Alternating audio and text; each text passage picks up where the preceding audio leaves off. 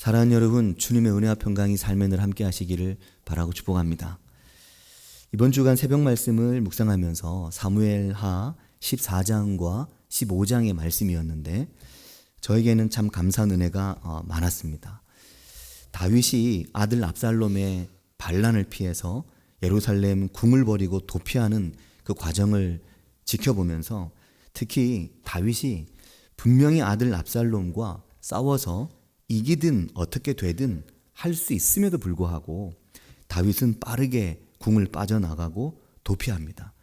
과정은 매우 간단하고 어떤 대책이나 대응도 없이 아들을 피해서 도피하고 하나님의 언약궤는 다시 제사장들과 함께 예루살렘으로 들여보내면서 광야길로 향하는 다윗의 모습을 보면서 많은 생각을 할 수가 있었습니다.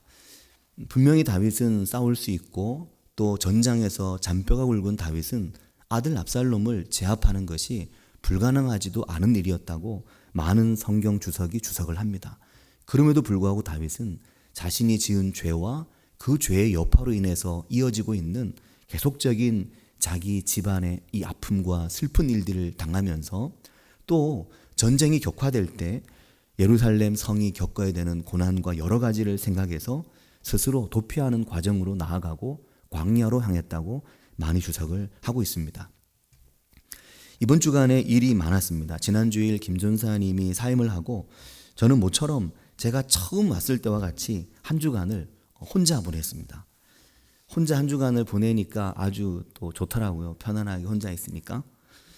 근데 완전히 혼자 한 주간을 보낼 뻔했는데 어제 목회 서신을 통해 말씀드린 것처럼 교회 집사님 두 가정이 교회 마당에서 캠핑을 하면서 제가 처음 교회 왔을 때와는 굉장히 다르게 이 교회 안에 저도 있고 또 캠핑하는 집사님들도 같이 계신 그런 구도가 되었습니다.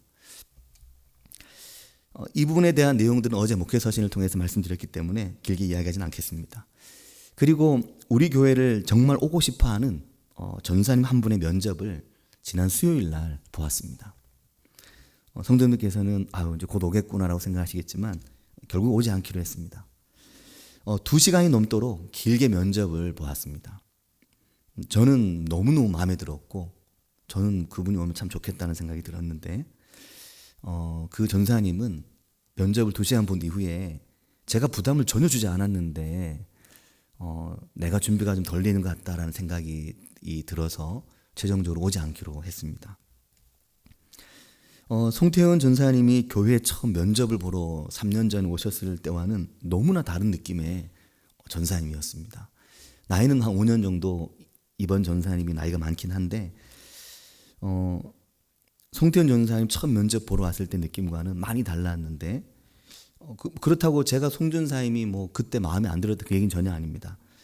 저는 우리 송 전사님을 매우 많이 좋아하고 아주 사랑하고 있습니다. 아마 보셔서 아시겠지만 느끼실 거라고 생각합니다.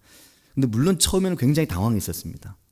저도 90년대생의 전사님을 처음 만난 경험이었기 때문에 저는 70년대생 또 90년대생 그 약간의 세대적인 차이를 느낄 수 있는 것이었죠. 바라기는 우리 송 전사님이 우리 교회 정말 오래 있었으면 싶습니다. 올해가 3년째잖아요. 3년 되면 이제 교회를 옮기기도 하거든요.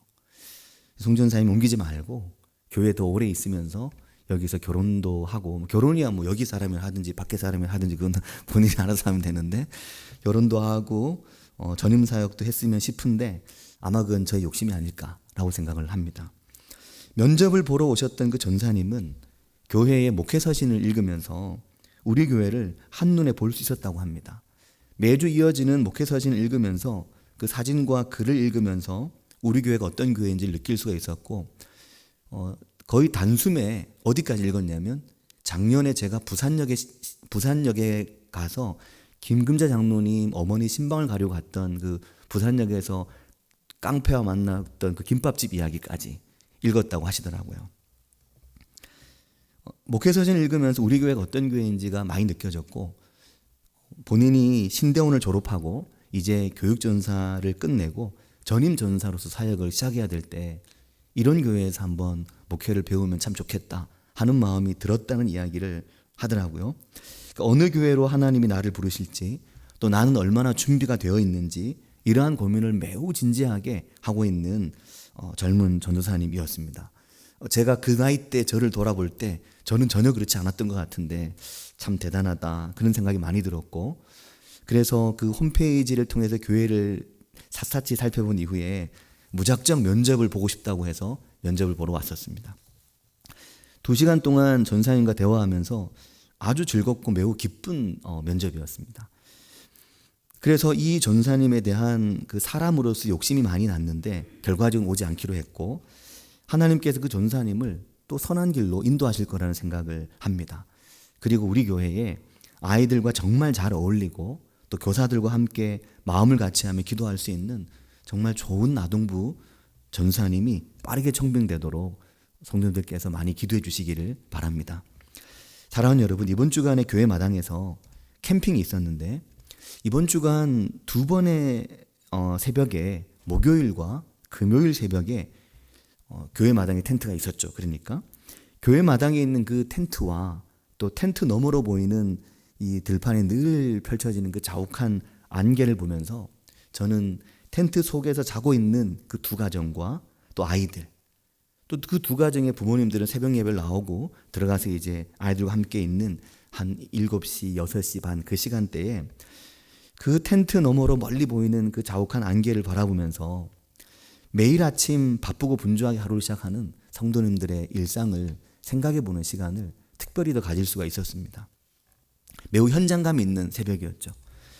그럴 수밖에 없었던 것이 이번 주간 다윗의 생애와 다윗의 광야, 또 그 유다 광야, 그 미드바르, 광야라고 하는 그 히브리어 미드바르, 그 광야 한가운데에서 말씀하시는 하나님을 새벽 말씀을 통해서 보면서 오늘 우리의 삶에 하나님은 어떻게 함께 하시는지, 오늘 우리의 삶은 어디로 가고 있으며 하나님께서는 오늘 우리를 어떻게 인도하고 계신지, 우리 인생의 광야에 대해서 많이 생각하고 묵상할 수 있는 특별한 한 주간이 되었습니다. 교회 마당에서 캠핑을 하고 있는 그 2가정으로 인해서 더 인생의 광야에 대해서 생각할 수가 있었습니다. 그러면서 저는 우리 인생의 그 미드바르, 그 광야와 같은 인생 여정에 참으로 중요한 부분이 있다는 것을 깨닫게 되었는데, 그것은 우리 인생의 광야에서 우리는 어떤 목적지를 향해 어떤 목표를 세우고 그것을 향해 부지런히 살아가지만 정작 그 목적지보다 더 중요한 것은 바로 오늘, 바로 지금이라고 하는 이 광야의 삶이라고 하는 것입니다. 오늘 내 삶의 광야와 같은 시간을 지나가는 동안, 오늘 내 인생에 정말 힘들고 어려운 이 광야를 지나가면서 조금 더 낫고 또 조금 더 좋은, 조금 더 안정된 그런 내일에 대한 그 삶의 목표를 향해 나아가고 있는데, 그 목표가 오고 그 목표를 손에 붙드는 것보다 더 중요한 것이 오늘이라고 한 이 힘들고 어려운, 참으로 지치게 만드는 이 인생의 광야를 지나가는 이 순간이 더 소중한 순간이다라는 겁니다. 이 광야에서 24시간, 정말 우리에게 중요하고 소중한 순간이라는 것을 이번 한 주간 동안 새벽 말씀과 또 교회의 한 주간을 보면서 느낄 수가 있었습니다. 이번 주간에 김금자 장로님 댁에 서현 자매와 곧 결혼하게 되는 정대식 형제를 만나서 저녁을 같이 하고 커피 한 잔을 했는데, 서현 자매와 대식 형제가 12월 3일 날 결혼을 하게 됩니다. 2사람을 만나서 식사를 하고 커피를 마시는데 둘이 진짜 많이 좋아하는 것 같더라고요. 서로 막 좋아서 얼굴을 보면 어쩔 줄 몰라 하는 겁니다. 서로 막 생글생글 싱글벙글. 여기 앞에 지금 권영호 집사님과 방소연 집사님 2분이 부부시거든요. 모르시는 분들도 계실 텐데 2분 바라보시고 방글방글 웃어보세요. 우리가 나이가 들어가면서 부부가 한 20년 30년 살다 보면 뭐 사랑스러운 눈빛을 바라보지만 정말 그 2사람이 서로 간에 얼마나 좋아하고 사랑하는지 느껴지는 눈빛이었습니다. 특히 그 서현 자매가 대식 형제를 바라보는 그 눈빛은 꼭 정말 사랑하는 동생을 바라보는 듯한 그런 막 눈빛으로, 애정어린 눈빛으로 바라보더라고요. 그렇게 행복해 보인 2사람을 보면서 저도 이제 어제 서신에 썼지만 제가 아내와 결혼할 때, 또 그때 처음 만났을 때 그 시간들을 되돌아보는 이제 시간이 한 주간이 됐죠. 우리가 늘 무언가를 향해 열심히 달려가지만 달려가 보면 어떻습니까? 어딘가에 도착해 보면 실상 정말 중요했던 순간은 다 지나온 순간들이었습니다. 지나온 길과 처음과 또 지나온 광야와 그 인생의 여정들이 사실은 가장 중요했고, 또 오늘에 도착해 보면 또 우리는 내일과 1년, 2년 혹은 몇 년 후에 목표를 향해서 달려가고, 또 언젠가는 영원한 하나님의 나라를 향한 목표를 두고 우리가 달려가게 될 것입니다. 그 인생의 과정에서 햇살도 나고 좋은 날도 있지만 얼마 전에 갑자기 우박 떨어졌던 것처럼 그렇게 인생의 우박을 혹은 된서리를 혹은 비와 폭우를 만날 때도 있습니다. 애굽에 닥쳤던 재앙과 같이 우리의 삶에서 때로는 재앙과 같은 어렵고 힘든 일들을 내가 스스로 겪어내고 이겨내기에 정말 벅차고 힘든 일들을 만나고 그 순간을 살아가게 될 때도 있습니다. 그러나 그 모든 순간에 가장 중요한 것은 바로 우리가 현재 오늘 살아가고 있는 이 인생의 광야라고 하는 바로 이 지금이라고 하는 순간입니다. 성경의 가장 앞부분인 창세기와 출애굽기를 읽어보면 이스라엘 백성들이 출애굽을 해서 가나안 땅을 향해 앞으로 나아가지 않습니까? 근데 성경을 반복적으로 보면 볼수록 분명한 메시지는 하나님의 목적은 가나안 땅보다 광야 40년에 사사기 300년에 하나님의 역사는 더 분명히 있다는 겁니다. 성경을 보면 볼수록 하나님은 가나안 땅에 이들을 무사히 들여보내는 게 목적이 아니시고 그 이전의 과정이, 그 광야 여정이 하나님께는 더 중요하다고 하는 겁니다. 그 광야의 모든 여정이 하루하루 순간순간 하나님의 목적이라고 하는 것이죠. 그 광야 이후에 그들이 어디서 살게 되고 그들이 어떻게 살게 되고는 사실상 그 광야의 여정에 따라서 달라지고 변화하는 것이었습니다. 하나님은 분명히 가나안에 들어가면 엄청난 복을 젖과 꿀이 흐르는 은혜를 약속하셨지만 광야 40년을 어떻게 보내느냐, 사사기 300년을 어떻게 지나가느냐, 이것에 따라서 하나님의 약속이 가변적이었습니다. 변화했거든요. 그래서 그들의 가나안에서의 왕정, 통일 왕국과 분열된 두 개의 왕국인 남유다와 북이스라엘에서의 삶은 하나님께서 처음에 약속하셨던 그 광야 40년과 사사기 300여 년의 시간을 지나는 그 시간에 사실은 종속돼 있고 그 시간의 연장선이었습니다. 그 앞 시간이 없는 왕국 시간이 없고 통일 왕국이나 남유다 북이스라엘 시간이 사실상 없는 거죠. 오늘 우리의 마음속에 많은 꿈과 많은 목적과 많은 목표들이 있습니다. 우리의 미래에 대한 큰 그림들이 있습니다. 때로는 그 미래의 목적과 큰 그림들이 내 뜻대로 안 되고 내 계획대로 안 될 때가 얼마나 많습니까? 저도 지금 제가 요즘 큰 고민이 하나 생겼는데요. 무슨 고민이 생겼냐면 새벽에 차량 운행을 제가 하는 건 전혀 부담이 되지 않습니다. 전혀 어려운 일도 아니고. 근데 제가 요즘 가장 큰 고민은 아동부 교육전선생님 올 때까지 아동부 설교를 해야 된다는 게 저에게 너무나 큰 부담입니다. 그래서 송전사님에게 아동부 설교를 미리 녹화해서 영상으로 예배를 드리게 할까? 이 생각도 해보다가 그래도 내 체면이 있지.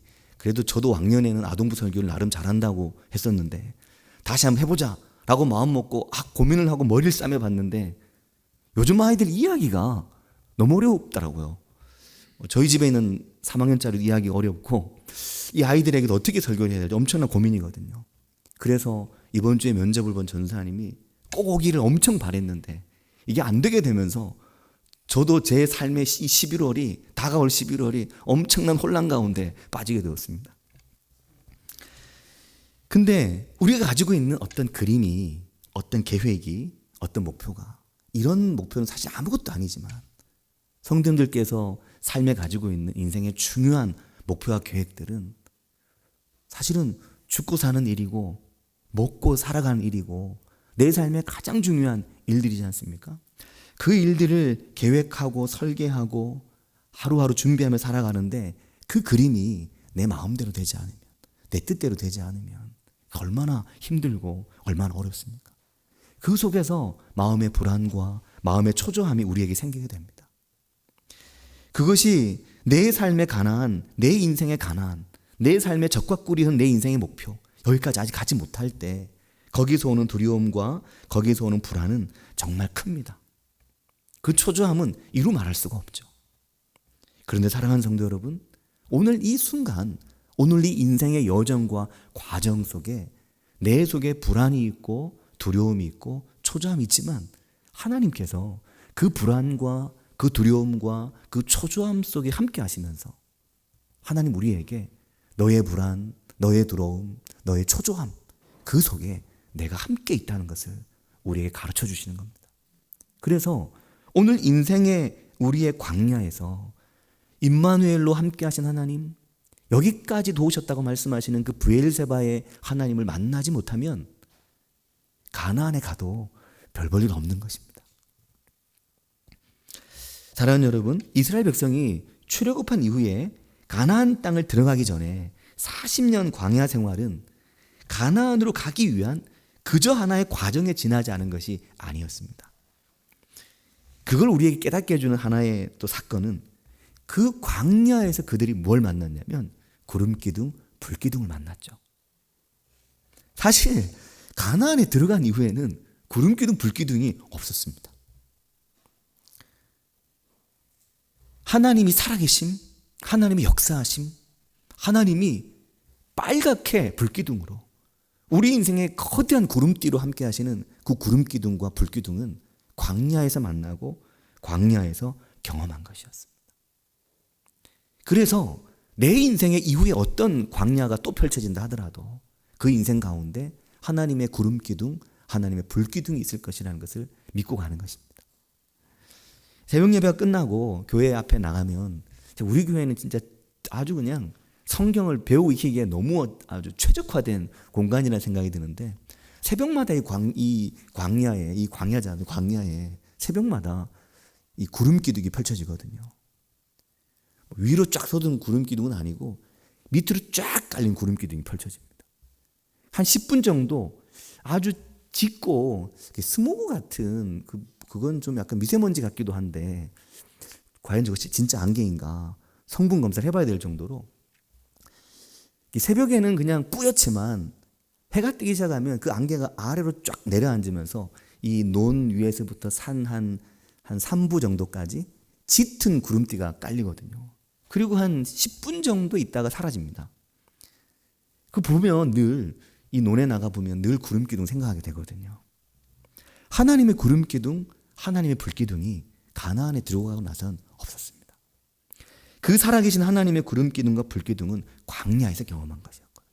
또 반석을 쳐서 샘물이 난 것도 광야에서였습니다. 광야가 아니면 하나님이 반석에서 샘물 내시는 분이라는 걸 경험하고 느낄 수가 없었기 때문입니다.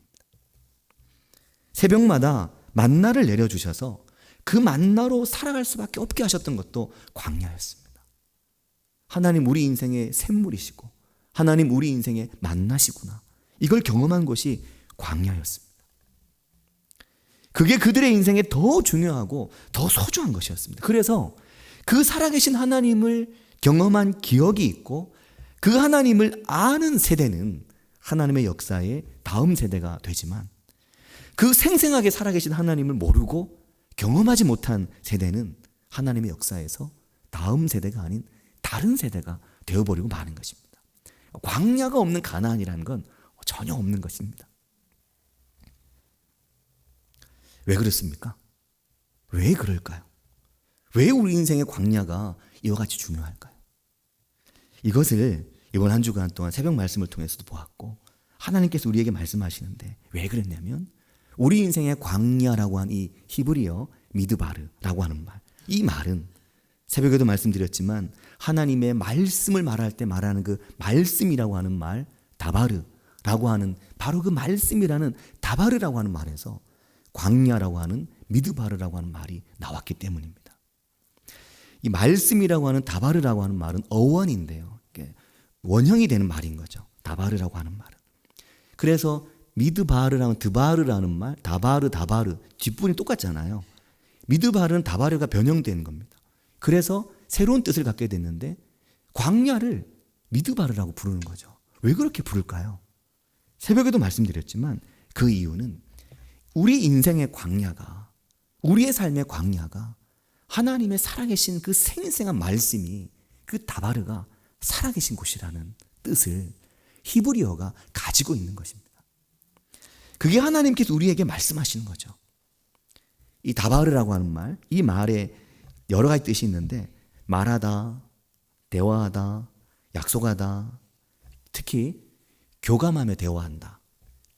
상호 간에 깊은 교감을 통한 대화, 그걸 다바르라고 말합니다. 다바르. 그러니까 다바르는 히브리어에서 꼭 하나님의 말씀에만 쓰이는 말이 아니라 대중들도 일반 사람들도 서로 간에 깊은 교감으로 대화할 때 다바르라고 하는 말을 쓰는 거죠. 그리고 선포한다 라는 의미도 가지고 있습니다. 그러니까 하나님께서 우리 인생의 광야에서 우리에게 다바르, 그 말은 말씀하시고 우리에게 때로는 가르치시고 약속하시고 우리와 교감하며 대화하시는 그 말씀으로 성령, 보혜사 성령님, 파라클레토스, 그 성령이란 말뜻이 교감하며 정서적으로 느끼고 상담하며 가르치며 인도한다는 그 뜻과 같이 그런 의미를 다바르라고 하는 말씀이 가지고 있는 것입니다. 그래서 우리의 인생의 광야에서 그 다바르, 하나님의 말씀이 우리에게 임하시고 그 말씀으로 살아가면서 우리를 구원하시고 치유하시고 위로하시고 용서하시고 하나님 말씀이 우리를 치료하시고 치유하시는 경험을 하게 됩니다. 때로는 우리가 몸이 너무너무 안 좋고 힘들 때, 우리 인생에 정말 중요한 문제를 가지고 있을 때, 그때 어느 날 하나님의 말씀을 읽고 묵상하는 중에 그 말씀의 한 절이 가슴에 와서 퍽 박히면서 그 말씀 때문에 살면서 힘을 얻고 위로를 얻고 회복을 얻게 되는 경우가 얼마나 많습니까? 하나님의 말씀, 바로 그 다바르가 내 인생에 와서 우리 인생을 만지시는 겁니다. 이번 주간에도 설교 원고에 없는 말인데, 이번 주간에도 어떤 분의 그 말씀에서 발견한 은혜에 대한 그 문자가 왔었는데요. 제가 그분이 누군지 어떤 내용이 정확히 기억이 나지 않는데, 이번 주간 본문 중에 아직도라고 하는 말이었던 것 같은데, 아직도라고 하는 그 단 한마디 글자, 그 말이 마음에 너무 다가오면서 내 삶에 아직 끝나지 않은 고난과 아직도 연속적인 이 진행형의 삶의 문제에 대해서 아직도라고 하는 말을 읽으면서 그 삶에서 어려움을 이겨내었다는 말씀을 이번 주간 받은 적이 있었거든요. 하나님의 말씀이 그렇게 우리 인생의 광야를 지나가는 동안 우리에게 다가오시는 것입니다. 또한 이 다바르라고 하는 말은 여러 가지 형태로 변화하면서 우리에게 다가옵니다. 다바르라고 하는 말이 데베르라고 하는 말로 바뀌게 되면 하나님의 말씀이 우리 인생을 완전히 떠나버린 것이 돼서 데베르라고 하는 말은 역병이라고 하는 뜻을 갖습니다. 심각한 질병을 갖게 되는 거죠. 하나님의 말씀에서 인생이 멀어지면 인생이 하나님으로부터 떠나는 것이 곧 병이고 그것이 곧 아픔이라는 것을 말하는 것이고, 이 다바르라고 하는 말이 도베르라고 하는 말로 바뀌게 되면 이 말은 목장이라는 뜻을 갖게 됩니다. 하나님의 말씀 다바르를 붙잡고 살아가는 그 인생이 곧 하나님의 푸른 목장 가운데 살아간 인생이란 의미를 갖게 하는 거죠. 그래서 오늘 우리가 읽은 신명기 5장 27절 말씀을 통해서 하나님께서 광야에서 계명을 주실 때 백성들이 하나님의 사람 모세에게 이것을 요청하는 것입니다. 5장 27절 말씀을 보면 이렇게 말씀하고 있습니다. 당신은 가까이 나와서 우리 하나님 여호와께서 하시는 말씀을 다 듣고 우리 하나님 여호와께서 당신에게 이르시는 것, 바로 그 다바르를 말하는 거죠. 그 말씀을 다 우리에게 전해주소서. 그리하면 우리가 듣고 행하겠나이다. 그 하나님의 말씀을 우리에게 전해주면 우리가 그 말씀을 듣고 행하겠다는 거죠. 그리고 그때 하나님께서 신명기 5장 28절에 이렇게 말씀합니다. 여호와께서 너희가 내게 말할 때 너희가 말하는 소리를 들으신지라. 그러면서 여호와께서 내게 이르시되 이 백성이 내게 말하는 그 말 소리를 내가 들은즉 그 말이 다 옳도다 라고 말합니다. 하나님 말씀을 의지해서 그 말씀을 광야에서 붙들고 살아가겠다, 그 말씀을 우리가 알겠다, 배우겠다 라고 말하는 그 말이 다 옳다는 거죠. 그 소리가 다 옳다는 겁니다. 하나님의 다바르와 이분 다 다바르로 되어 있는데요, 백성들이 말하는 그 다바르, 백성이 말하는 그 말, 이 말이 서로 통하는 겁니다. 그래서 하나님과 그 백성 사이에 거룩한 대화가 지금 오고 가고 있는 겁니다. 하나님이 말씀하시고 백성들이 대답하고 그 대화가 오고 가는 겁니다. 하나님께서 내가 너희와 함께 하겠고 내 말씀으로 너희와 함께 하겠다고 할 때 그 백성들이 하나님의 말씀으로 우리가 살아가겠습니다. 그 말씀으로 우리에게 말씀해 주십시오. 그 말씀을 의지해 살겠습니다. 그렇게 하나님 붙들고 하나님을 붙잡겠다고 말을 하고 있는 겁니다. 불평이나 원망이 아니라 거룩한 대화가 하나님과 그 백성 사이에 일어나는 거죠. 이때 5장 29절을 보면 이렇게 말합니다. 하나님께서 이렇게 말씀하시는 거죠. 다만 그들이 항상 이 같은 마음을 품어 나를 경외하며 내 모든 명령을 지켜서 그들과 그 자손이 영원히 복받기를 원하노라. 아멘. 이렇게 말씀하는 겁니다. 이것이 하나님께서 하시는 말씀입니다. 다만 하나님 바라시는 건 다만 이 백성이 항상 이 같은 마음을 품었으면 좋겠다. 다만 이 백성이 항상 이 같은 마음을 품으면 좋겠다. 항상 그 마음이 우리가 하나님의 말씀으로 살겠습니다. 우리가 하나님의 말씀을 사랑합니다. 우리 인생의 광야를 지나가는 동안 우리가 오직 그 하나님을 바라보며 그 말씀을 우리의 마음에 품고 늘 살겠습니다. 항상 그렇게 하기를 그 백성에게 바라고 원하시는 것입니다. 사랑하는 성도 여러분, 이 은혜가 우리의 삶에 있기를 바라고 축복합니다. 하나님 우리 인생의 미드바르, 우리 인생의 광야에 함께 하십니다. 오늘도 우리 인생의 광야에 구름기둥과 불기둥으로 인도하실 겁니다. 내가 아직 내 삶의 어떤 목표에 완전히 도달한 것이 아니라면, 내가 그 내 인생의 목표와 방향을 향해 여전히 나아가는 광야 가운데 있다면 하나님 우리 인생에 구름기둥으로 함께 하시고 불기둥으로 함께 하시고 하나님 우리 인생에 삭막하고 퍽퍽한 인생에 샘물을 내시고 우리 인생에 하나님 만나를 내리시며 인도하실 것입니다. 그 은혜 가운데 살아가는 우리들이 모두 되기를 바라고 축복합니다. 이 장 같이 기도하겠습니다.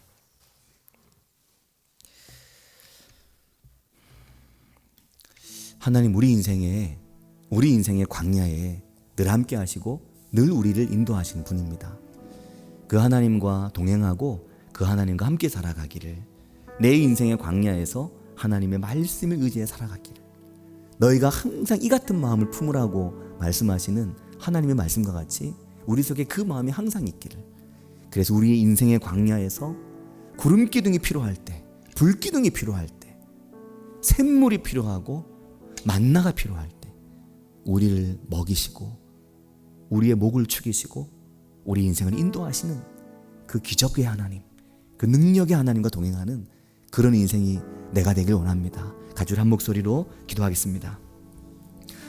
하나님 아버지, 오늘 우리 인생 가운데 고난의 길을 걸어가며 역경의 길을 걸어갈 때 우리 인생을 바라보시며 말씀하시고 우리 인생 가운데 말씀하신 하나님을 온전히 바라보며 하나님의 은혜 안에 거하는 저희들이 될 수 있도록 주님 우리를 도우시고 주님 우리를 인도해 주시기를 주님 원합니다.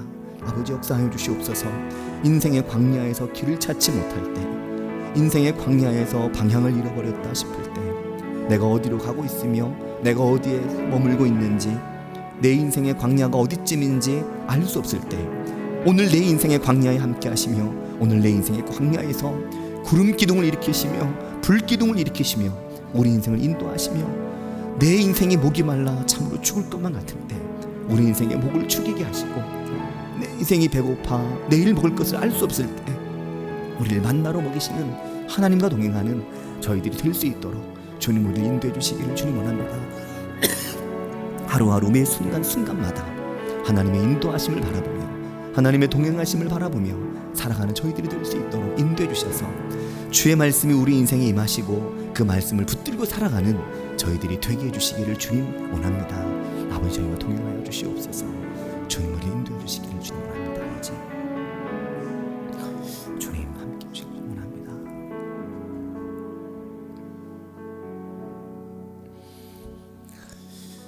하나님 아버지 은혜와 사랑을 감사드립니다. 저희 인생이 참으로 힘들고 역경으로 가득한 인생의 광야를 지나갈 때 그 미드바르 광야 한가운데에서 때로는 갈 바를 알지 못할 때 캄캄한 어둠 속에 어디가 길인지 알 수 없을 때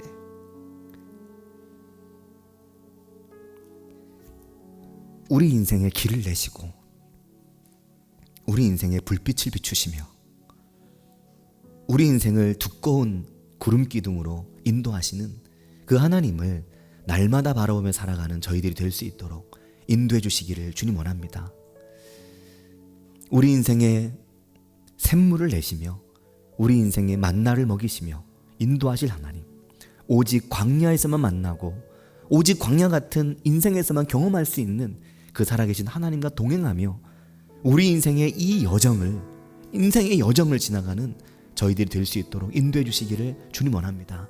오직 우리의 마음에 오직 이 마음을 품고 오직 이 마음을 우리의 마음에 담고 하나님의 말씀을 듣고 하나님께 말하면서 기도하면서 살아가는 저희들이 되게 해주시기를 주님 원합니다.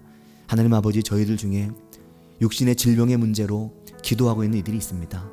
인생의 삶의 문제, 사업의 문제, 여러 가지 문제로 하나님 앞에 기도하며 살아가고 있는 지체들이 있습니다. 깨어진 관계의 문제로 하나님 앞에 기도하고 있는 이들이 있습니다. 무너진 마음으로 하나님 앞에 간구하고 있는 이들이 있습니다. 하나님 아버지, 우리 인생의 광야 속에서 우리를 붙드시며 우리를 만지시며 우리를 치료하시며 오늘도 우리에게 말씀으로 다가오시는 그 하나님과 동행하는 저희들 되게 하여 주시옵소서. 주님, 저희와 함께 하실 것을 믿고 예수님의 이름으로 기도합니다. 아멘.